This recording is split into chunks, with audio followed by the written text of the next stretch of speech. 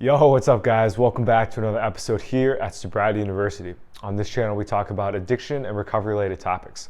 And in this video, we're gonna be talking about how going keto helped with compulsive overeating and in a sense, helped eliminate it. So compulsive overeating is one of those kind of, I would say, hidden addictions that I think a lot of people deal with, gonna be honest. And it's not like demonized, like we all need food, so it makes sense why it's easy to overindulge, and that's exactly what I used to do. I quit basically my using substances like drugs, alcohol, and went to the food. And I had already been a big foodie most of my life. Comment down below if you're a foodie as well. And what I found is that just because now that I didn't have those other addictions, that the compulsive overeating became more apparent, because I was like, okay, before it was like, okay, well, I might be eating a ton and I might be pretty unhealthy with my diet, but it's not even comparison to using drugs or smoking weed or whatever, so I'll let this one slide. But now that those two were out of the way, it's like, okay, I can't really let this slide anymore. And so I had to find some strategies to quit this, because this was one of the hardest addictions I've had to deal with. So before we begin, feel free to like, comment, subscribe. Always helps out the channel. It's really cool to see the other experiences that people are going through with addiction. Comment down below, especially if you've dealt with food and compulsive overeating and all that. So when I was starting to quit, I had to become very disciplined with how I was looking at food, how I was approaching it, my relationship with it. And I'm sure that most of you can relate that it's really easy after a hard day of work to go and just go binge out on some Oreos or go out to eat and kind of just like relax and stuff. And that I really had to start letting go of.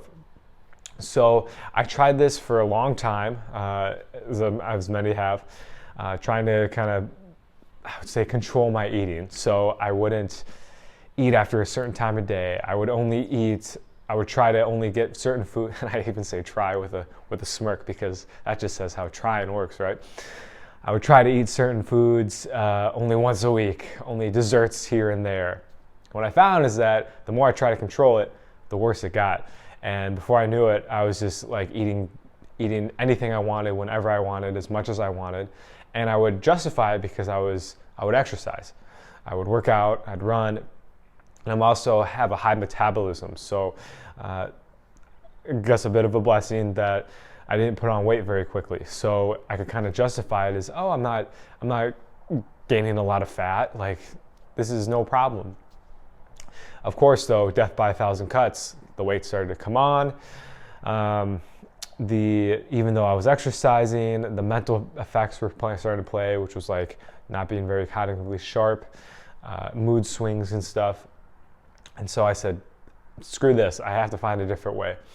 And so I discovered veganism, which was a terrible idea because I just didn't do it well. Not saying veganism is bad.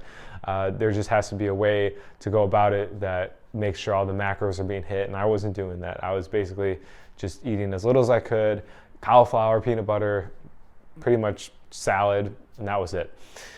Now, moving forward, I heard about keto, and what happened is how I stumbled upon it is I decided to quit sugar, because sugar was a really big addiction.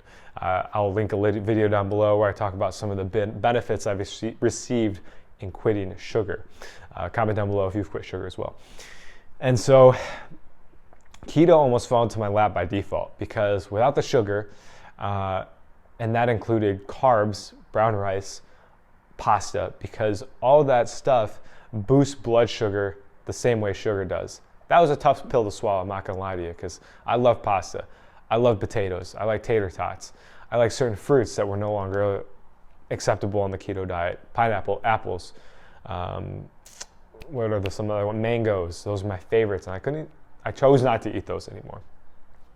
And so what was left was basically everything that's on keto, so high fat, low carb.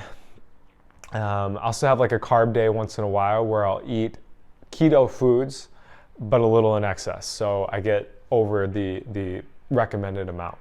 And this is just to help my workouts. So I'm still not eating pasta, still not eating rice. And what I found is that since so many food groups were eliminated, and this is the meat of the video here, as to why going keto really helped with compulsive eating. Since so many food groups were eliminated, all that was left was like meat, veggies. There's like some keto desserts, which are absolutely fire. And that's basically it. Berries, fruit. So yeah, I don't know about you guys, but binging on ground turkey is not that enjoyable. It's not that pleasurable. Having enough to fill yourself is definitely enjoyable. And however, going in excess is like, yeah, I'd rather pass. And so that was the beauty of going keto, is that I just would eat a lot less food because the pleasure had been decreased by so much. And this sounds a little sad, that the pleasure of eating was kind of removed. And that, for someone that had an addiction to compulsive eating, for people that have compulsive eating, this can actually be a blessing in disguise, because so much of the addiction to food is from the pleasure that gets released by eating it. The anticipation, the shopping for it, the salivating, the fantasy about it. It's really a drug in a sense. And so having that pleasure removed made it be like, okay, well, I gotta eat still, so I'm still gonna eat, unless I wanna die. So I might as well just eat until I'm full. And not only that is, since I started keto, that I got fuller so much quicker because I was eating more fatty foods. Before, when I could just eat carbs all day, I could just shove those down for days. Or sugar. I mean, you can eat Ben and Jerry's for a freaking lifetime. I'm being dramatic here, but I could eat sugar and just never feel that fullness, because it's just the high of the sugar was so intense. And now that I'm just eating plain foods like kale. I don't want to binge on kale. Are you kidding? I don't want to binge on, an egg. I don't want to eat eggs all day. So naturally, I would just get fuller quicker. That trigger in the brain that says eat more was starting to become less and less, quieter and quieter. And because of that, I just have stopped compulsively eating. I eat till I'm full. Usually when I cook, because I cook now, that's basically all I do. There's one salad place that I'll eat. I'll occasionally have Chipotle, but even that has a ton of salt, so I can only do that once a month. I choose to only do that once a month. So when I eat, I usually cook too much, and so I have half a plate full of food left, and I'll just eat that later. But and it's funny because one might be asking why do you cook more food than you're going to eat? Well, because I'm still I'm 2+ years into this, so I'm still kind of accustomed to making a ton of food because I'm going to eat it all, right? I already make a shit ton of pasta and just devour it. But now I'm still making the same amount of food as I would, but because my body has adjusted, because I haven't been stuffing myself, so my stomach has decreased, that yeah, I just make too much food. It's just an old habit. So thanks for the reminder. I'm gonna definitely cook less today. And besides that, yeah, keto has been a great benefit to addiction recovery. It's helped me stay sober from certain substances like sugar, dairy, caffeine, and I'm super grateful for it. It's helped in so many other ways, mentally. Have a lot more cognitive functioning. I mean, there's millions of videos on YouTube about keto, so not going to go too deep into it today. However, please feel free to comment if you've experienced keto, if you've ever done it before, what the experiences were. Some really cool things like weight loss come from it. I lost 10 pounds of water weight in the first 14 days. I lost 14 pounds of water weight in the first 11 days, which was insane.